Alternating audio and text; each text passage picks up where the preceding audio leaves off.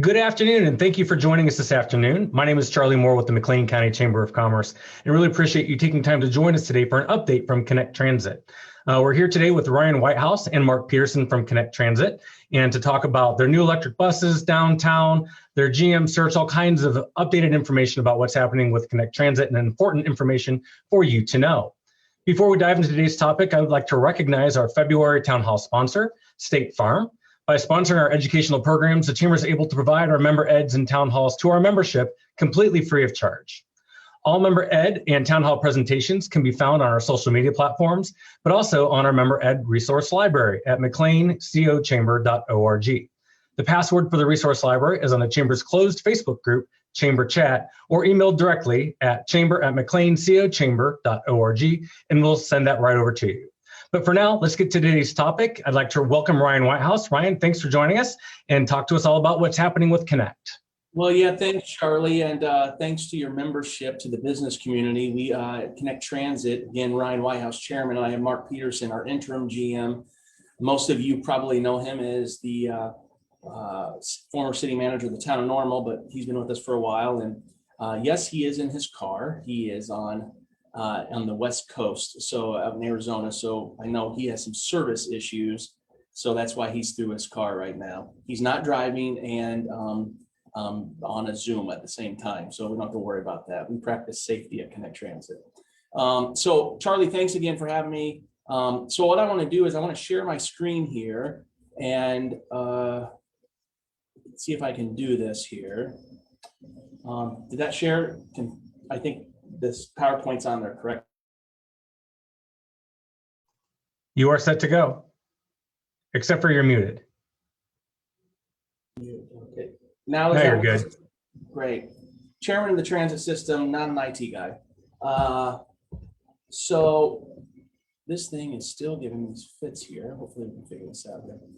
So a little bit about history. I'm not going to go over all this, but Connect Transit, we used to be known as the Bloomington Normal Public Transit System. The system consists of 13 fixed routes, plus Illinois State University Redbird Express, and 2 additional express routes that operated on the busiest portions of the line in the red. In '72, the city of Bloomington and town of Normal, by the intergovernmental agreement, established an agency known as the Bloomington Normal Public Transit System after the privately owned National City Bus Company. We are an intergovernmental agreement between the city of Bloomington and the town of Normal. In 2015, as you might remember, we rebranded ourselves to Connect Transit because we connect people and reinvented and redid the fixed route system as well. We did a major study and looked at the new routes. I think it's important for people to understand where our money comes from and how we wisely spend the taxpayers' dollars. In fiscal year 2021, our operating budget is $14.5 million. Our budget operating revenue is 65% of it comes from the Illinois Department of Transportation, or about $9.4 million. Very proud to say this. Transit is one of the things that the state of Illinois usually pays, and they might be back a little bit, but we've never not got paid from the state of Illinois, so they're pretty reliable with their funds from the state of Illinois. So about 65% comes from the state of Illinois.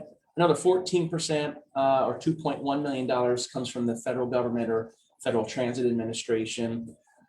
12% comes from our operating revenue, which is our fares and our advertising. Our fares equate to about $80,000 to $85,000 a month. We come in, so that is about $1.7 million. And then the local match from the city and the town accounts up to about 9% of our operating budget, so about 1.4 total. Bloomington, $840,000 a year, Normal $540,000 a year. Why are those numbers different?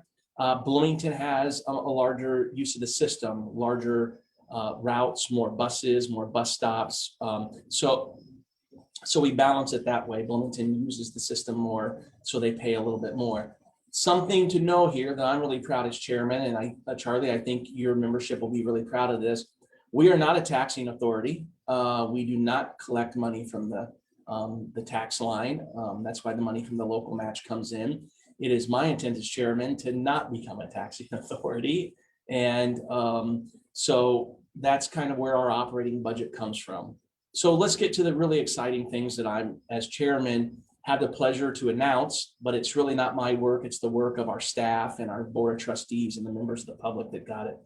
In 2020, we received a lot of grants from the state of Illinois and from the federal government to help us accomplish our goals. So in 2020, in the first part of the year, we received $9.92 million from the Rebuild Illinois Capital Program via the Department of Transportation. Remember, the gas tax went into effect, and we got money. We will use that money, portions of that money, to improve the service in downtown Bloomington to the downtown transfer station, which we're going to talk about more specifically. We will purchase 4 35-foot electric buses with that, and we will improve our bus stops to about 90 stops of our bus stops will be improved with this money, and I'll talk about the Better Bus Stop campaign as well.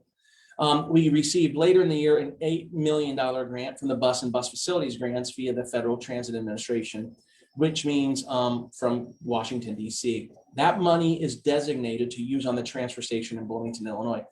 I have to say thank you to Senator Durbin, Senator Duckworth, Congressman LaHood, and Congressman Davis for being champions to get us that money. That's a huge amount of money.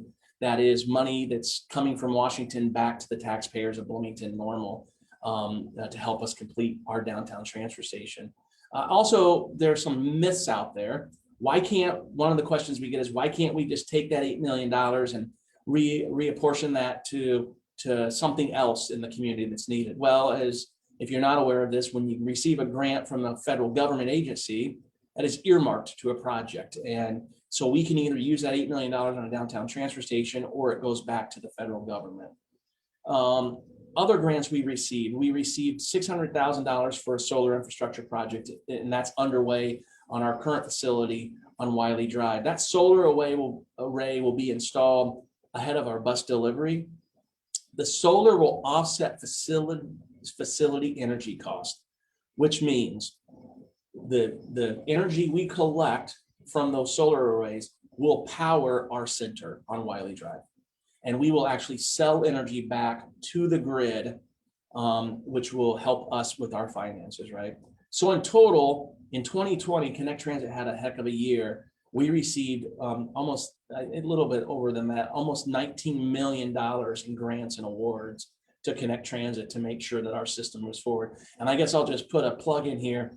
I don't believe that a system receives $19 million in federal money unless that system is on the cutting edge of technology, efficient system, and operating at full capacity. So again, kudos to our staff and our drivers and our riders for making us so successful. COVID obviously has had an impact on our system. Our system and our policy board took it really serious. So we have regular bus cleanings. We have buses brought in every 4 hours for a deep clean. Most systems do that every 24 hours. We bring them in every 4 hours to clean it. We are still doing the rear door boarding. Face coverings are required. And we offer free of charge COVID testing from the health department out to McLean County Fairgrounds 2 to 3 times a week, free of charge for people to get that.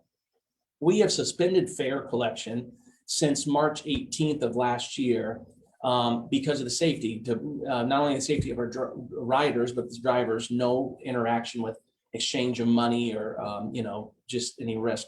We have pushed that forward we will finalize it in our next meeting, but last month we talked about a consensus. We will push that forward until we see fit that there's a wide vaccination within our community. We think it's the right thing to do. It's the safe thing to do. It's the responsible thing to do.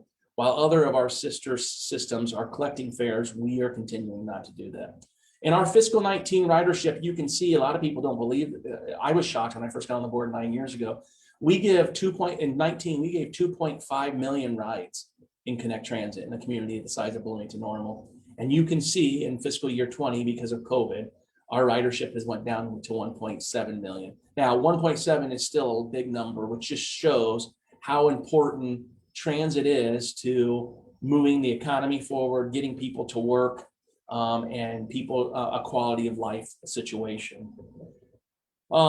The next thing I'll talk is our Better Bus Stop campaign, something that we have been working on since about 2016. By 2024, our system will be 100% ADA compliant at every bus stop. Now, We have work to do with our communities to make sure sidewalks come up to that. But as far as we know, when we accomplish this, we will be the only system in Illinois, and as far as we can tell in the country, that will be 100% ADA compliant. Senator Duckworth, as you can imagine, is ecstatic about this, and so are we. So we're really proud of that. In 2020, we completed 35. In 2021, we completed 86. And in 2022, we completed 100 of those. Takes a lot of money, takes a lot of time to get those done. In 2020, we did the interactive launch of the map, so people can go to our website and see where those bus stops are and where they're on the status of getting done for ADA compliance. And in total, our system has 463 bus stops in Bloomington Normal. As most of you are probably aware, we are in a search for a general manager. And while this is sad to see people go, it's a great thing too. Bigger systems come after people that were leading our system, which is a great kudos to our system and our to have them go on, and it brings a new opportunity for us. So we have hired the board has hired an executive recruitment firm called Harris Rand Lusk. It's a East Coast firm. The individual that we are working with is actually from the Midwest, lived in Rockford most of his childhood, so is aware of Illinois and all that stuff. We do have a GM search community survey on our website, and in the chat box, one of our staff members is going to put a link to this survey and to other stuff as well. So go on there and share your inputs on that. And the big thing I want to talk about is the downtown transfer station. And I know I want to wrap this up here, but we are fully funded for a downtown transfer station. We are fully funded. We'll take no local dollars, all state and federal money coming back to the taxpayers of Bloomington Normal and the riders of Bloomington Normal. We've retained a project manager. The site analysis is almost done. We've named the 3 sites. I think most of you are aware of the 3 sites. The former Panagraph building. These are just renderings, of course. The second one is the Market Street Garage. And the third is the former C2 East building. And what we're excited about is with that, on Tuesday of this next week, we will be choosing the site that we believe, or the site that we will be going after to try to acquire to do this. And we will hopefully, I am pushing really, really hard. I'm hoping that by the end of 2022, we have a brand new $20 million investment transfer station in downtown Bloomington. So with that, Charlie, I'm happy to take any questions or comments. Hopefully that was quick. Hey, yeah, no, thanks, Ryan. Appreciate that. And some good stuff there. So just one thing while our listeners are paying attention here, you talked about in the chat box. Unfortunately, they don't have access to that, but if they want to go to our Facebook page, they can post it on the Facebook page and it will live there on the Chamber's Facebook page. And we'll also make sure that we capture that. So if there's additional questions that come in, we can forward those to you at a later time too. But I mean, that's pretty exciting, I think, at the end of 2022. So next week, you said that we'll hear hopefully where the final location is going to be for the downtown investment, if you will, for this project. And so when do you think ground will actually be broken? Yeah, so great question. So next week, the board will decide what we think is the best spot. So then it takes some time to acquire the land and then get through the hurdles and the loops, the FTA and Illinois Department of Transportation. So hopefully my hope is that we will actually have that site acquired, the final site acquired into March, middle of April. And then it'll probably take, the rest of this summer or in beginning, maybe fourth quarter, to really do the draw ups and the sketchings and I think what they call it, I'm learning here, the A&E, the architectural and engineering. So hopefully, sometime at the end of this year or beginning part of next year, we will start digging or building whatever we decide to do here. Excellent, excellent. Well, another question to bring at you too. So, when we talk to a lot of businesses and we're talking about right now, workforce is an issue, right? And so we're talking about transportation of workforce. And we know that Connect has great relationships with our educational community, and you've got relationships with our business community as well. But right now, more than ever, we're talking like how we get people to and from work and not having transportation as a road barrier, as a roadblock in order to get that job. So tell me, how does a company go about forming a relationship with Connect to look at how transportation can be provided for their employees? It's a great question. And so let me say this. Obviously, public transit, even in a city like Bloomington Normal, I'm a McLean County native, right? We like to drive everywhere. But even in our community, public transit is important. And you can just look in that in the proof, right? Even during the year of COVID, 1.7 million rides. And we know that most of those individuals are individuals that are going to jobs that are working in the service industry or grocery stores or stuff like that. And so it's a necessity for businesses to partner with us. We do have universal agreements with the public institutions, of course. We can also do that with private industry. If you want to partner with Connect Transit, that you know, with a badge, with our system, they can scan that, and then we can bill you direct. We know by the data, it's actually cheaper to give a person a ride on the bus than to pay for a parking spot for them. So if they're interested in partnering with us somehow, or they have thoughts on where a route should go, or something like that, feel free to reach out to Connect Transit. Go to the website, look at the phone number, and they can share all information there. Or the Board of Trustees emails are on there as well. They can always email me via that email. Great, thanks.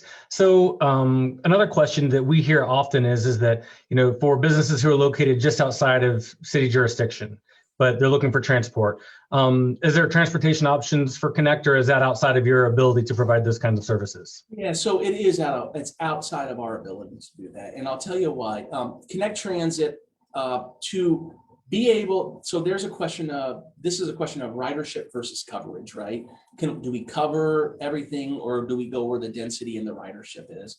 And if I'm being, you know, we would love to provide more coverage, but we have also got to be financially responsible, right? As a trustee, my responsibility is to the financial stability of the system.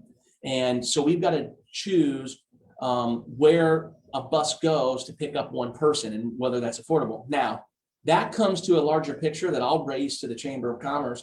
And we have great relationships with the city of Bloomington and the town of Normal on this, but that goes to city planning. And that goes to, if you're going to build a large business and you're going to hire a workforce that relies on public transit, there should be some planning put into that. And Connect Transit should be brought to the table to say, is a bus route an option to drive to that location? Or should we as a business look at a different piece of property because our employees are not going to be able to get a bus ride to that? So always open to those conversations, but public transit should be a part of the discussion when we're looking at future developments and growth of our community. Yeah, that's a really good point. Thanks for bringing that up, for sure, for sure. I think that the last question I'll ask, and I've heard you answer this before, so I don't think this will be too hard for you, but it's one that we hear probably pretty regularly, as do you, is people always talk about the size of the buses, the differences of a large bus versus a smaller bus. Can you just explain why the buses are the choices that Connect's made and why you use those? Yeah, 100%. Very easy answer. We buy our buses based on maximum capacity, just like the state of Illinois builds Veterans Parkway for rush hour. We buy buses for our rush hour and our peak service hours. If you drive down Veterans Parkway or GE Road at 9 o'clock at night, if it was the first time you ever saw that and didn't understand how roads were working, you might say, well, you don't really need 4 lanes of traffic on GE Road, but during rush hour, you need 4 lanes of traffic, right? And just like Connect Transit, during rush hour, and I know we get this all the time, a lot of empty buses. We are no different than any other system. There are peak hours when buses are used. And before COVID, 8 of our 13 routes are pretty full during peak rush hours and all that stuff. And then there's also more detail to that is switching buses in and out if a bus breaks down and it's a 40-foot bus, and you know, if it breaks down on one of the routes and it needs a 40-foot bus and all we have is a 30-foot bus, then you don't have the capability to move the same amount of people. So it's a best practice in the public transit world to have a standardized fleet. Great. Thanks for answering that, Ryan. Really appreciate that. I know that's a question that you hear often, and as do we. So thanks for that. And so thanks for your time this afternoon to answer these questions and talk with us about Connect. Again, so for any of our viewers, right now on Facebook, there is a link that the Connect staff has put there to take the survey. So I'd encourage you to please click that link and participate in the survey. And if you want additional information, you can always visit their website at connect-transit.com, for more information about the services and what Connect's doing. And pay attention for next Tuesday when we get to hear where the possible location will be in downtown Bloomington as they take a look at moving forward with their transfer station. But because of the generous sponsorship of State Farm and a number of other businesses who represent the ability to have these town hall meetings in our video resource library, we really appreciate all of their support. And so you can continue to go to McLeanCOChamber.org for this video and additional videos as we go forward. So Ryan, thank you very much. I know, Mark, you've been on the line, but we haven't had a chance to talk too much with you, but thanks for being here. And for those who joined us, thanks for tuning in and have a good rest of your day.